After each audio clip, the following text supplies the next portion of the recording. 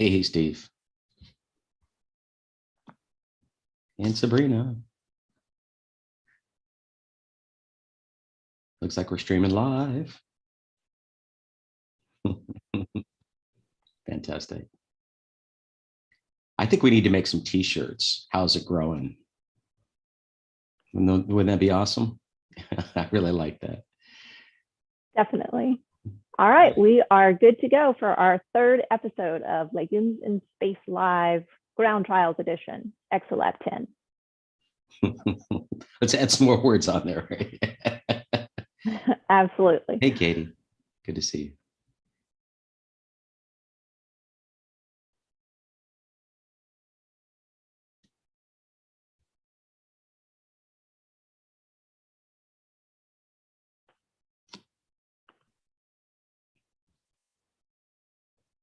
That's right, Steve. Got nodules. Well, we're still looking for those guys, aren't we? We are, and we can talk about those in just a few minutes too. Fantastic. All right. All right, Ted, you want to kick us off? I guess I can, huh? Well, we are in the third week here. I'm pretty excited about the things that are happening around the world. Some folks are still getting their equipment or it's in customs or what have you. And so we have, if you're kind of joining us a little late to this one, I think that's okay. You can really start at any time. The most important thing is you document your work.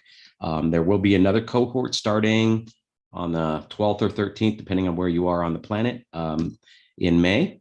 So in about a month from now, we're going to be starting up another cohort. So if you're already running this one, run it again. Maybe change your variables.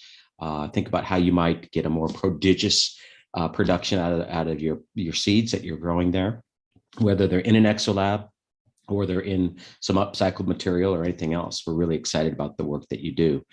Lori, I could kind of go on and just wander all over the place, but I'm going to hand it back over to you because I imagine you probably have a little more tighter agenda for us to follow. All right. Well, first of all, we're going to talk about how our growing is going. And first, we'll show our ground trial where we have our ground station on the right, and that's in the Magnitude office in California. And then we have a global ground trial, which everyone is able to see on the platform. And that one is in Colorado. Now, notice very carefully into the photo on this one. You might look really closely, and there are definitely nodules peeking through on the one in the agar. And we noticed those. Ted and I were meeting the other day, and we were talking about something and looking at the screen. I was like, whoa, wait, sidetrack. That looks like a nodule. I got to go check it out. And lo and behold, it was. There are about 5 or 6 nodules on that one now.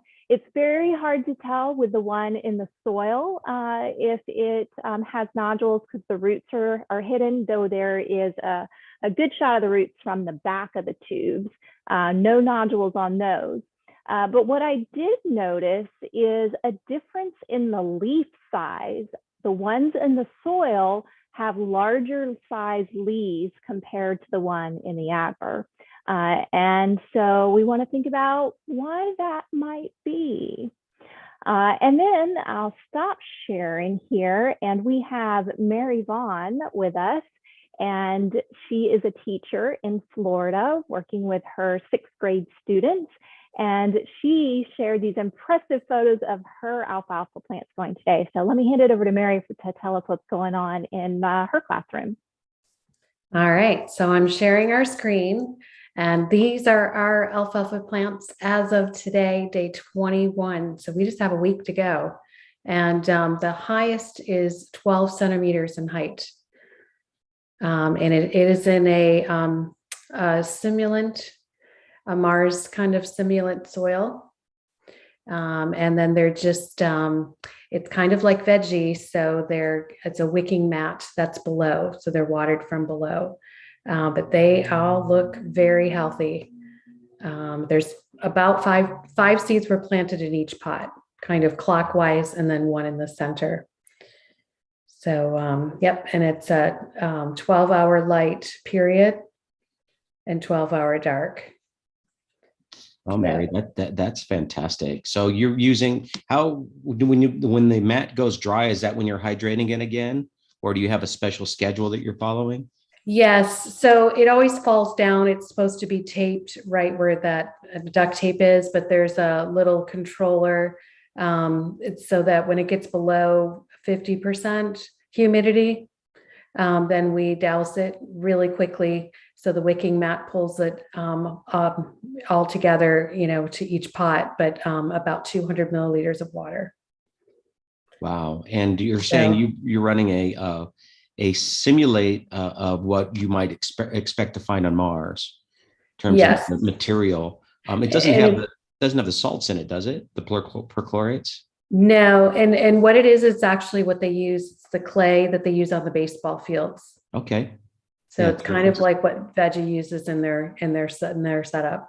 There you go. Looks like they're adapting quite well to that configuration, Mary. They are. Keep our fingers crossed. And in your lighting, what kind of lighting have you opted to use? So and I don't understand all of this lighting, Lori, you may know more, but it's 113 red, 89 green, blue is 100, and then the white is 90. So Dr. Mousa, of course, has written some articles on this. And in fact, we're going to get into some lighting details in just a couple minutes to help understand some of those numbers and those different wavelengths and why it matters. So perfectly timed. All right, great segue. That's awesome. Thank you, Mary. Thank you. So we are seeing reports from our ground trial users with great photos, great growth. So definitely make sure you're keeping track of the lighting recipes, the media that you're using, the watering frequency, and you can collect all of that and then submit it at the end through a Google form on our platform. There's several lessons on how to collect the biomass at the end and report your data and observations. So be sure to write those things down. Okay. Hey, Lori, do we have a hashtag that we should be using? Hashtags are ExoLab, Carbon Farmer, and Legumes in Space. Awesome. So okay. You can definitely include those. I know Sabrina included some great photos on Twitter. And so we have an action-packed event tonight, but I believe next week we're going to build in some time to our session to hear from more teachers about how their progress has gone. But you can definitely check out those hashtags on social media to see some of the photos. And so next up, we're going to now get into some of the science of the factors that affect growth. So we're seeing that growing media, light conditions, nutrient access, water access, all of these different variables play into how the plants grow, how much biomass is accumulated over time. Sometimes we may see smaller plants in the test tubes, and then they have lots of space to grow when you use a larger chamber. So even that growing area can sometimes limit the size of plants. But remember, our goal here is to sequester the most amount of carbon in 28 days. That is our Carbon Farmer Challenge for these ground trials. And so we've allowed students to design the experiment. There is no recipe exactly to follow. We are collecting this data so that we can influence our protocols for our flight experiment in October. And so we want to dig deep into two topics tonight during our session. And first up, we're going to talk about lighting. And we have a great researcher here who I met with a few weeks back, and he has done this deep dive into analyzing lighting in an artificial environment. So I'd like to welcome Austin to our program tonight and invite him to share his screen. And Austin, I'll let you tell everyone a little bit about yourself and share the science of the lighting in the artificial environment and why that may make a difference in how our plants grow. Thanks, Lori. I hope everyone can hear me all right. So my name's Austin. My last name is pronounced Brook, so it's spelled a little funny, but that's that. I've done my master's in agriculture and my undergraduate degree in agriculture. My master's thesis was actually based on irrigation and soil types for artificial environments, which is also very important for growing things in artificial environments. But I was involved in a few projects at the University of Guelph in their growth rooms for crop plants like corn and soybeans, wheat, in retrofitting some of the LEDs there. And this is where a lot of this LED knowledge came from in that project. You can see I've got lots of LEDs behind me. These are my transplants and some research plants for my vegetable garden, but also for some crop breeding that I do on the side. So I'll let you imagine what's going on back here, but it's all about finding what's best for the plant and being efficient with your resources and the technology that you have access to. So I'm going to share my screen and start my presentation. Let's see if this works. All right. And then we'll go to the presentation here. All right. So today I'm going to talk to you about lighting for artificial environments. This is a very narrow pool of things that's all involved with growing things in artificial environments. But I'm going to talk to you about the benefits of white light or broad spectrum emissions. Again, my name is Austin Brook, and I'd like to thank my colleagues, Jasmine Ma and Telesfor Marie, for their assistance in processing some of the data that I'm about to share. So what is light? Well, light is a type of energy, and it's a type of energy in a packet called a photon, and these photons essentially vibrate the more energy they have. So the more energy they have, the faster they're vibrating, and the narrower the wavelength. So a slowly vibrating photon has a long wavelength, and a fast vibrating photon has a short wavelength. And then the intensity is the amount of those photons of that specific wavelength coming at you. So humans and plants are sensitive to photons in a similar range of wavelengths. In the visible spectrum, plants are sensitive to things a little bit further on the ends. And then that type of light is coincidentally the type of light that is most abundantly received by Earth emitted from the sun. So we've adapted to the light that's most abundant from the sun. And this is what the sun's spectrum looks like. It is what's called a black body emitter, or it's a light source with a nearly continuous spectrum. You can see that there's literally all the colors of the rainbow. That's where the rainbow's colors come from. They're all composed in that white light of the sun. If we look at some other emission spectra from other sources of pure elements, in this case, we can see that they do not have that continuous spectrum. They have very narrow wave bands that they emit, and this gives them distinctive colors. Now, keep an eye on sodium and mercury. We'll look at them again later. Go back to plants and chlorophyll. We all know what chlorophyll is. It's the stuff that makes plants green, powers photosynthesis. It's really important stuff. It does a lot of work in plants.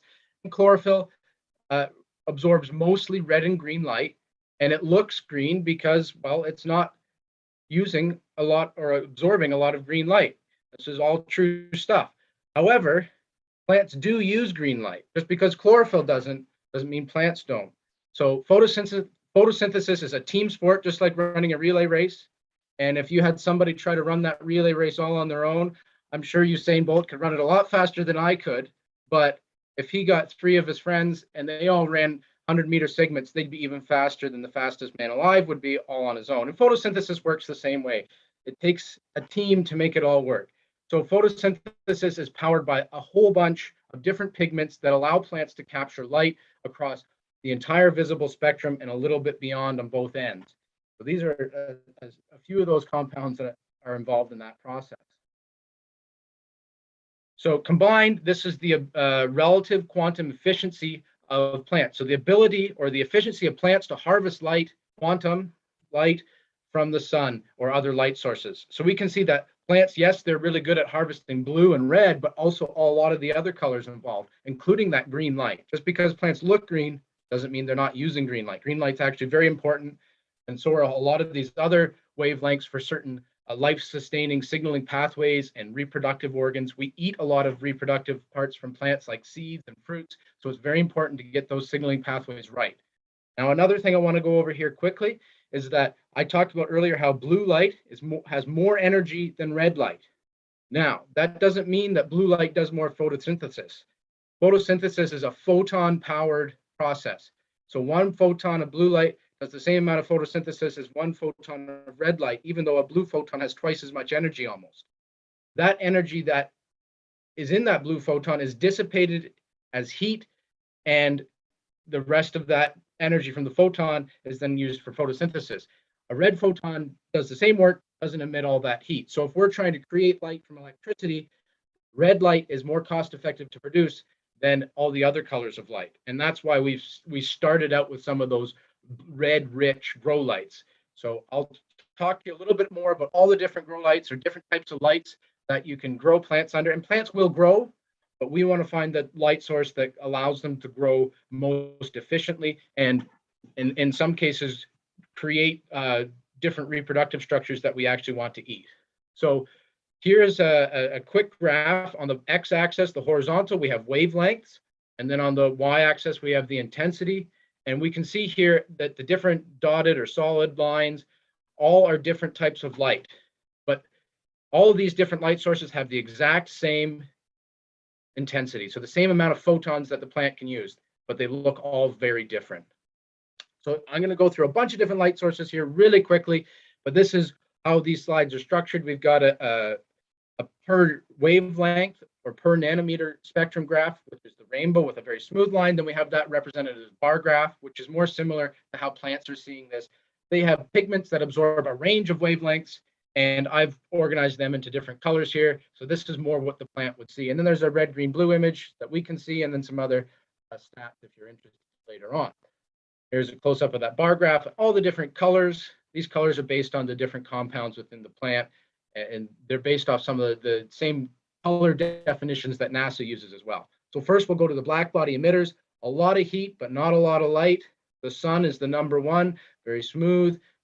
Then we have incandescent lights that we used to use, very energy inefficient, but produces a bright white light. We can put a filter on there that blocks out some of those colors, even more inefficient, but it can change the spectrum of the light. Then we have metal vapor lamps. So this is where we're running an electrical current through a gas that has something like mercury or sodium in it. And they're relatively efficient, but they have these huge peaks and emit only very narrow ranges in colors of light. That's why these look yellow, for instance. We also have fluorescent lamps. This is a fluorescent lamp, but without its coating, it's very dangerous because fluorescent lamps emit UVC light.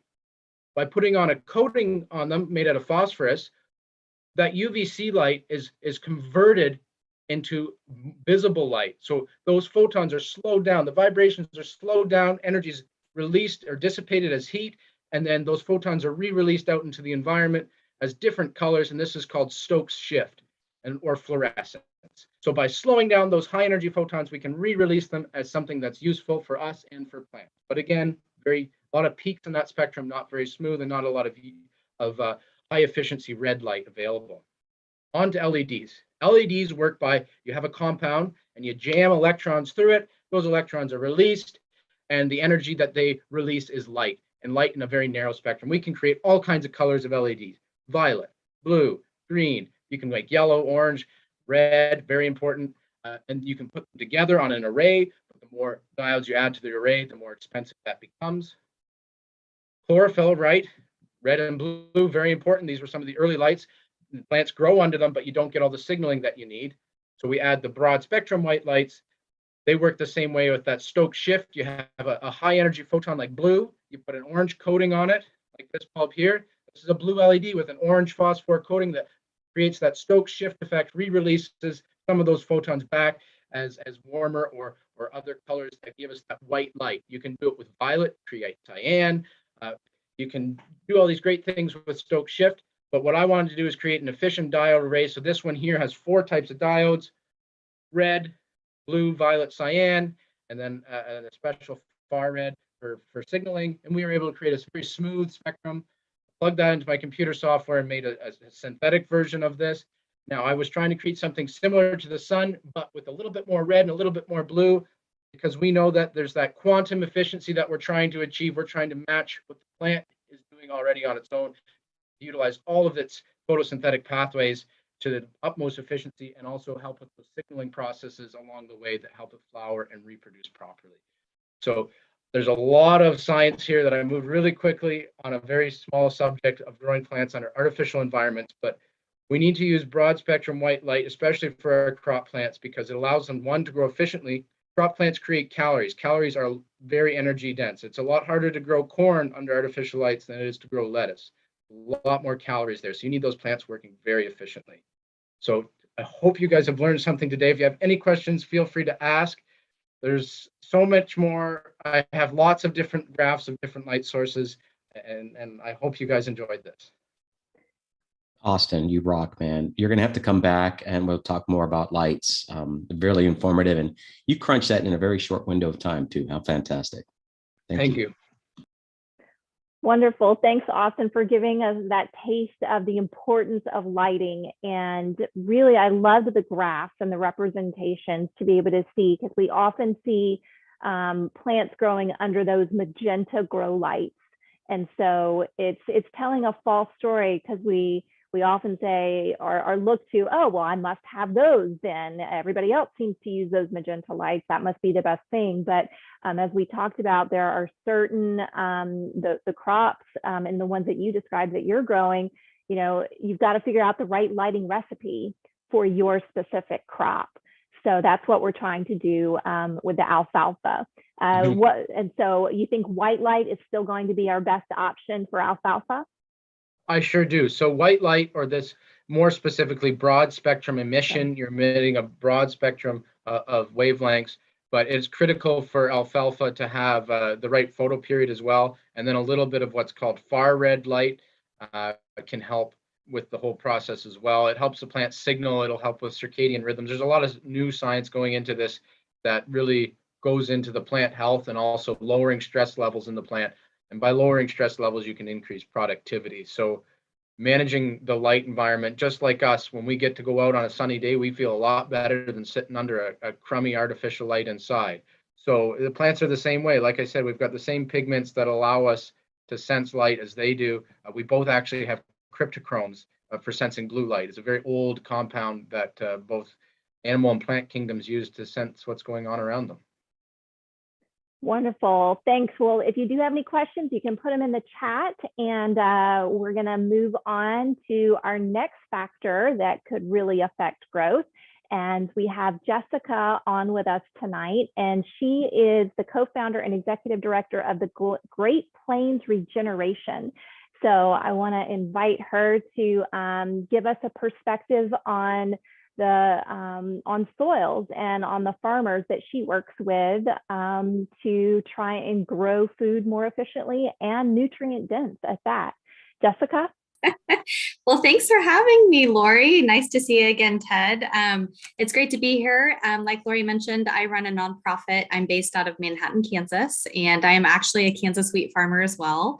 So I do have a little bit of background, but definitely not as in depth as a lot of you on this call. So that presentation by Austin was absolutely amazing. Lori, I mean, I have a couple slides. Do you want me to just do a few here and then? That would be great. Okay. Well, let's go ahead and do that. Yep. Let me grab my presentation here and start from the beginning. So what we're really looking to do right now is scale up the adoption of regenerative agriculture and having this emphasis of soil health here in the Great Plains, because as all of you know on this call, the healthier the plant that we have based on the soil, we can also produce higher nutrient dense foods for better people, planet, animals, and all above. So we are actually a farmer-led group and rancher-led group, and we seek to really bring these topics to the forefront of a lot of different industries, including food companies, different CPG companies, other NGOs, and we're really focused on how the health of our soil can also create the socioeconomic impact of regenerating our rural communities. So just a little bit, I don't know if everybody a couple years ago, we would talk about regenerative agriculture. It's a lot more mainstream than it used to be. So we have some identified principles that we seek, and those principles are minimizing soil disturbance, maximizing species diversity, keeping the soil covered, maintaining a living root in the system all year long. I think in Kansas, where we farm, according to some of our soil scientists that are focused on regenerative agriculture, we need to have about 330 days of live plants in the ground throughout the year. And then the integration of livestock. Some people will say just animal integration. It doesn't necessarily have to be traditional livestock. And the most important part about agriculture here on the planet is context, understanding your context of why you grow the things that you do and what decisions you make to increase your soil health. So I'll just kind of go a little bit faster on what Great Plains Regeneration does as a nonprofit. We seek to build a better food system. And I've already kind of mentioned the part about rural life. We want to make this connection to the people, the planet, getting back to the soil, understanding where your food comes from, and then being able to support the farmers and ranchers at the ground level who are seeking to farm in this way. What we do specifically, the way that we achieve our mission is threefold. We're looking at farmer-led education. We do webinars, we host big events, small events, workshops. I help write curriculum for the CCA program to be able to focus on soil health and different sustainability topics, and have various partners in this space too for the education portion. We want to work on watershed restoration. We believe that the most positive outcomes that we can achieve by focusing on better soil health is providing better water to our communities, having that better water infiltration, being able to build better soil aggregates, and being able to produce healthier food. We can't do this without developing new markets. And there's a big push right now to be able to either understand having a regenerative organic label or being able to help producers actually sell the products that they believe are grown in a healthier manner into the system and into the food system. So this is just kind of a review of the things that we do. And I didn't really know what to prepare for. We are led by a group of people in Kansas, Nebraska, Oklahoma, Missouri, Colorado. We had a strategic focus last year on actually building out a farmer-led mill so that we could produce our own products. So that was a fun experiment that we went on, and we're still working on developing that from the ground up. But I also want to bring to attention, if anybody is interested in joining us in person, we will be hosting the 13th annual Fuller Field School. This is a 2-day hands-on event that we host, led by Gail Fuller and his partner. And we spend time teaching people not only the basics of soil regeneration, but you get your hands dirty. We're cooking, we're foraging, we're identifying different edible elements of the landscape. We're building fence. We're using a roller crimper. We're doing all of these things to be able to just really immerse people into the soil and regenerative agriculture. So I'll just kind of stop there. Here's our contact information. And yeah, Lori, is there anything else you kind of want me to talk about, or maybe our context with this program that we are seeking? Maybe just tell us about your experience, maybe with any of your local farmers specifically, if you want to, dig into a specific instance of something that was kind of an aha, or, a big realization that made a difference in what your programs have done. Sure. And I can go ahead and stick those slides in the chat if anybody wants a copy of them. I think farmers and ranchers face a lot of challenges right now, and we are seeing, it depends on the circle that we're in. We're either seeing climate change or we're seeing a change in climate. I kind of joke there. But I think that particularly in Kansas, we see a declining water situation with the Ogallala. And so I have a good friend named Dr. Chris Nichols, and she says, why are we growing a subtropical grass in the middle of Kansas and then irrigating it with 18 inches or more to be able to grow this crop? So I think being able to understand that this is a limited resource and that we are going to be forced with major, major issues in the very real near future with seeing cities and towns running out of water is very imperative. So how can we increase the health of our soil? How can we look at soil organic matter? How can we understand that that's the medium that we're wanting to grow our food in, and really getting that education out there? So I think just as an example, I've done so many events over the last couple of years, big and small, And the measure of our success is one operation that tries something new and is able to, reduce tillage, is able to get that first cover crop going, is able to understand how soil health impacts the bottom line effectively. It takes one operation for us to find success. That's great. And the education component is something that we really share a passion for. And that's one of the reasons as part of our initiative with Carbon Farmer that we asked some of our curriculum developers to really dig in, so to speak, in this. So we actually have Katie Morris here as one of our high school educators. And Katie, why don't you tell us a little bit about what teachers and students can expect on the platform to find about soils and how these topics that Jessica mentioned tie into our lessons. And really, you, Lori, and Jessica couldn't have set up this presentation better, because the differences that you notice, Lori, with your plants and the soil doing better than the agar, that's something that these lessons support. And then also, Jessica, your concern with soil health is also something that's addressed. So let me go ahead and pull up the stuff that we've put on the platform to kind of support both of these aims, actually. So I have a series of 3 interconnected lessons. And so we kind of go from the micro to the macro kind of in a gradual release, so that students end up addressing these issues on their own. So we start very basic. What exactly are the abiotic components of soil? So we start with sand, silt, and clay. So students here collect, first they learn the difference between dirt and soil. That is actually an entry point that one of my graduate teachers in soil ecosystem and health got us to focus on. And it's just a very simple test. You collect soil samples, you agitate them, you let them sit over a period of time, and then by measuring those different layers, you can kind of get a sense of what kind of soil that you're dealing with. And then also students learn how to use that soil triangle. So it's just really, and again, using that term, digging into exactly what we're looking with soil. And then secondly, why is that important? So you talk about things like permeability, you talk about things like cation exchange capacity of those different components, and why are those important to plants in general. But then we bring a more specific focus to, excuse me, I'm just trying to find the next tab here, to the actual alfalfa that we're dealing with.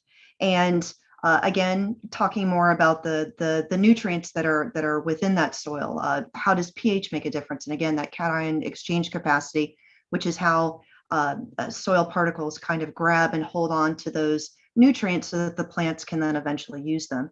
And then the final component to all of this is twofold. First, to go ahead and focus on the ExoLab. So figuring out what the perfect soil would be for alfalfa, literally planning it out, how much sand, how much silt, how much clay, and putting that together. The second thing is, since students have been taking soil samples around their campus, perhaps that they've noticed that there is some deficient in the soil that they have there, or as Jessica pointed out, why are we growing these plants that require all of this water and all of this excess fertilizer? Why are we not instead growing plants that are native and can best exploit the soil that's already there on campus? So students would be making a proposal to their administration to perhaps upgrade the plants that are there on campus. And then lastly, there's an extension piece, which is, if we are going to go with soil in a microgravity environment, how are we going to contain it? Are we going to mix it with the agar so it stays in place? Are we going to put it into bags that maybe there are micro perforations in that plants grow out of? How are we going to deal with the realness of having soil in space to go ahead and grow that alfalfa and maximize its potential? So those are our lessons. Wonderful. So, thank you so much, Katie. Yep. And let me go ahead and unshare this. All right. Thanks. Well, we are a little bit over time, but if there are any questions, you can put them into the chat. Ted, do you have any updates for us on the flight experiment and what we can expect over the next couple of months? What's happening? But we have taken the advice of white spectra, and so we've kind of confirmed that. I think we were using red and white. We're just going to go with the broad white, and it's our Berkeley researchers had suggested that, and we're following through. I think I might have mentioned it last week, but I'll just reaffirm it. We were intending to build 2 flight units, one terrestrially on Earth and one to send to space. Wow, really expensive. And so what Berkeley has decided to do, and supported from our the folks that build our equipment there at Space Tango, the same equipment that flew in space, when the specimens return in mid-December, will be taken over to Berkeley, and we'll reboot the experiment using the same equipment that was flown. And the authenticity in terms of their research, being able to document it on the same equipment, is very valuable to them as researchers. And what's exciting to me is we're going to be taking this into that collegiate level of investigation. So we would have already have gathered all the information from our flight in microgravity. We'll then restart our experiment, which I wasn't intending to do, probably late January, early February, for any of those that wish to look at the research plant that's flying along with our alfalfa. So Metacago truncatula will be it's a model organism very similar to like the fruit fly or Arabidopsis, a plant we flew in our first few missions. And its genome's already been mapped. And so as they do the tomography on the specimens, as they do the transcriptomic work on these plants, we'll be able to reach out with some of our university friends. So if you have anyone at the research level, or even if they're like undergraduate, have them introduced to this program. I think this is going to have an extended value here that'll probably take us well into mid next year with the research component. And we might have some precocious high school students, or maybe even some middle school students, that have a firm understanding of this. Well, I've actually got, and this is fantastic, through the seed bank in Australia, these model seeds, Jamalong A17, which is like a research seed that's used. Its genome is well mapped, and I've got 1 kilogram of those. And so I have to be really careful on how I get them out. I have to be paying attention to all of the import and export restrictions. So usually university to university is the most convenient way to do that. But if you have an interest in going kind of even beyond what we're talking about, reach out to me or anyone on our team like Lori or others, and we'll see what we can do about that. So I'm pretty excited that it's kind of the mission's extending here as we think about all the things we can do with legumes, right? Absolutely. And so teachers and students can plan to grow along with Magnitude for Carbon Farmer all throughout the 2022-2023 school year. And after the students go through in the fall with the mission with alfalfa, set them loose with experimental design to be able to come up with and be able to match and go along with the researchers at the Berkeley lab. So it's an exciting time to be part of space biology and sending plants to space to grow. So if anyone else has questions or comments, we are going to wrap it up soon here. I don't see anything left in the chat. And so we are a little over time. So I want to thank everyone for coming. I appreciate Austin presenting about the light, and definitely want to have you back at some point to do a longer session with our students, and Jessica as well with you on soils. And of course, Katie and Mary, thank you for being part of our education team and leading your students through this and helping guide those students to know what is needed for growing food here on Earth and in space. And with that, we're going to call it a night. So stay curious, everyone. Thank you, Lori. It's fantastic. So as soon as you stop the recording, I guess we'll wrap.